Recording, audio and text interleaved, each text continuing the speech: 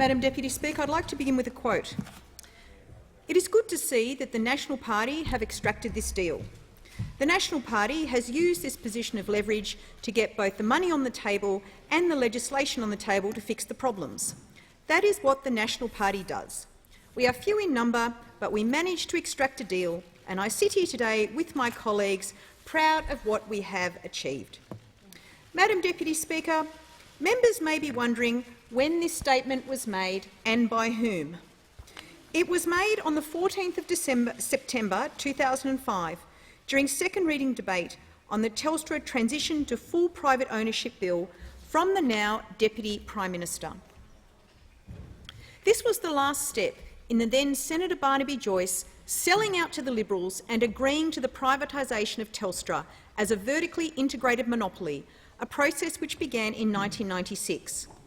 This was a bad day for competition policy, a dark day for infrastructure investment and an affront to common sense. It is arguably one of the most counterproductive pieces of communications legislation passed by this parliament to give effect to one of the most flawed public policy decisions since Federation. It was a day when we were told the regulatory obligations imposed on Telstra would serve the public interest and deliver the services and infrastructure investment that Australia needed. As we now know, those assurances from the then Senator Joyce turned out to be non-existent. Telstra is no longer a vertically integrated monopoly because, after a decade of dithering by the coalition, the Labor Party structurally separated it, and we did so in the national interest and in the name of competition policy. The bill currently before the House arises from Telstra as a private entity seeking to restructure its business to better align the management and operation of its assets within its T22 strategy. This time, the restructuring is one that Telstra is pursuing of its own accord rather than in response to government. Telstra has publicly stated its plan to restructure the company into separate legal entities.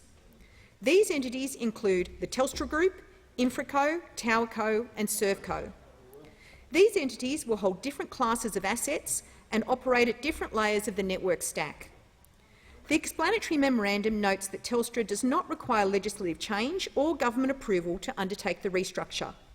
However, without legislative and regulatory change, a range of key obligations that apply to Telstra would become ineffective or cease to apply to the successor entities.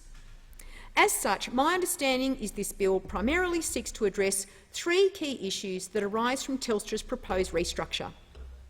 Firstly, to repoint Telstra-specific obligations that would otherwise cease to apply to new Telstra entities to the entities in the Telstra Group.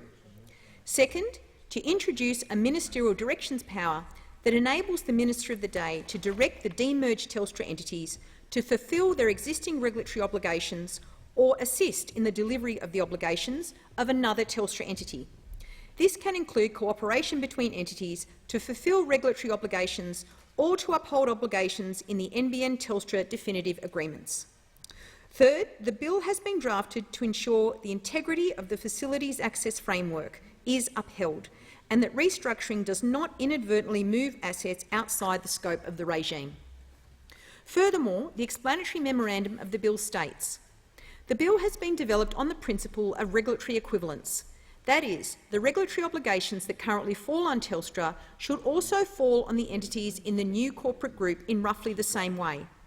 While Telstra is free to restructure its business as it sees fit, successive parliaments have placed and maintained a range of obligations on that business, and it is important that these remain effective. This is an appropriate principle which Labor supports.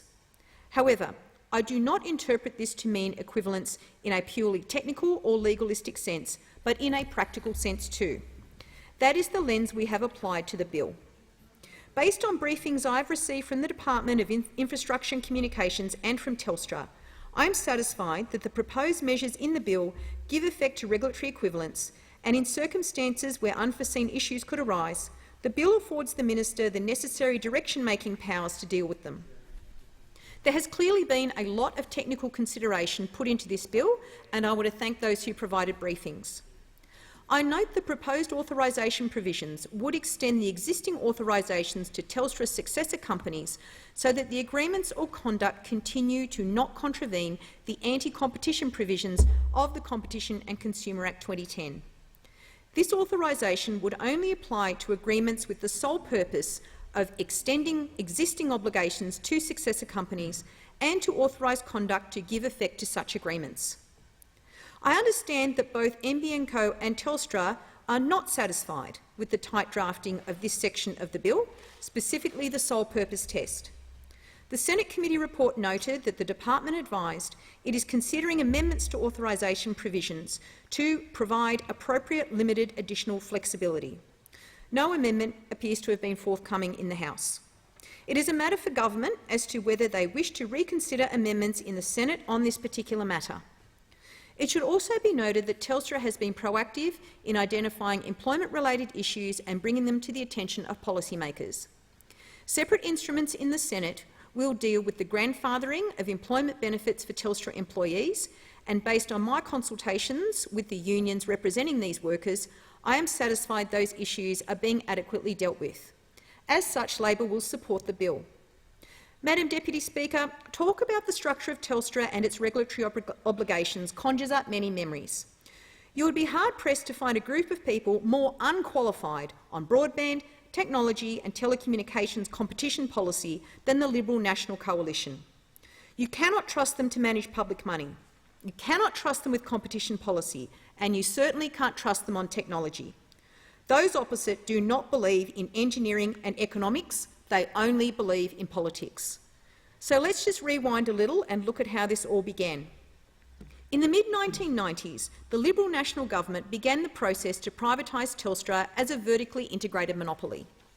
The now Minister for Communications was one of the original architects of that flawed policy. This damaged competition, it degraded customer service, it starved the regions of much-needed investment. But apparently this was all acceptable because the then Senator Joyce had extracted a deal that would address all the problems. Well, Madam Deputy Speaker, how did that deal work out? What problems did that deal solve? What long-term outcomes did that deal achieve? By any objective measure, it was a total failure. The deal extracted nothing of enduring significance. This is why the Liberals and Nationals were then forced to develop broadband policy after policy to try and address the problems they had created. And true to form, those policies, if they could even be called that, got worse and more bizarre on every attempt. Labor's decision to establish the National Broadband Network was a direct response to the failed Liberal national privatisation of Telstra. True to form, the Liberals tried to wreck the NBN too. They criticised the satellites, they abandoned fibre, they attacked universal wholesale pricing, they misled the country with the 2013 strategic review. History now records that not only did they get each major decision wrong, but they were willfully dishonest through the entire process. For all their endless talk and meandering lectures, neither Mr Turnbull nor Minister Fletcher even understood the construction side economics of the NBN. Critically, they never understood the cash flow implications of the technology choices governments made either. So let me say this, Madam Deputy Speaker. It doesn't matter if you wear grey suits, if you wave your finger around when talking, and I assure you it doesn't matter if you write mini-books about the history of the internet. What matters is the quality of your decisions, your ability to get the big calls right, and your ability to conduct yourself in an honest manner through the course of the public policy debate. And if you can't do that, which hasn't been done, then in public policy terms you're as useless as a chocolate teapot. This government abandoned fibre and backed a second-rate copper NBN on the basis that it would cost $29.5 billion. That cost first increased to $41 billion. Then it increased to $49 billion, then $51 billion, and now it costs $57 billion. This was truly, if there ever was one, a masterclass in incompetence and technological mismanagement. The abandonment of fibre was never about cost. It was always about the politics. One side, Labor, went with a particular technology, and the other side, the Liberals, felt they were compelled to oppose it. Every time the multi-technology mix had a cost increase, which was many, many times, the minister and his predecessors would concoct a new set of untruths about the original fibre plan for the NBN to try and distract the media from their failures. This fundamentally dishonest scam, conducted over 7 years, was decimated on the front page of the Sydney Morning Herald in February this year. Consider this, Madam Deputy Speaker. The minister said the multi-technology mix, and I quote, would be delivered 5 years faster than the original plan and would save taxpayers $30 billion. And then he claimed, and I quote, we committed to a turnaround with the NBN to be rolled out 4 years more quickly and for $30 billion less than under Labor's plan. Now, it's very notable, Madam Deputy Speaker, that the minister has been unwilling to repeat his claims ever since they have been comprehensively debunked. That in itself is an admission the minister wasn't misinformed, but he knew he was misleading all the time, and he is a diminished figure as a result. Quite recently, The Guardian has also reported figures which the government has fought to keep secret for 7 years, indicating that the fibre to the node and the HFC rollouts have been between 2.5 to 3 times more expensive than originally assumed in the strategic review.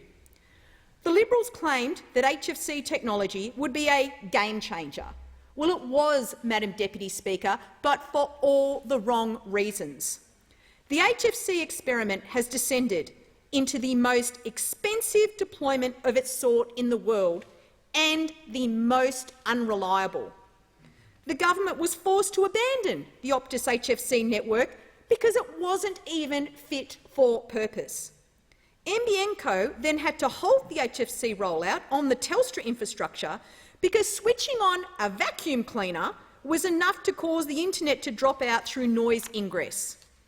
And since that time, NBN Co has sunk almost a further $1 billion into it because the HFC architecture didn't even have enough capacity. Then we have the copper network.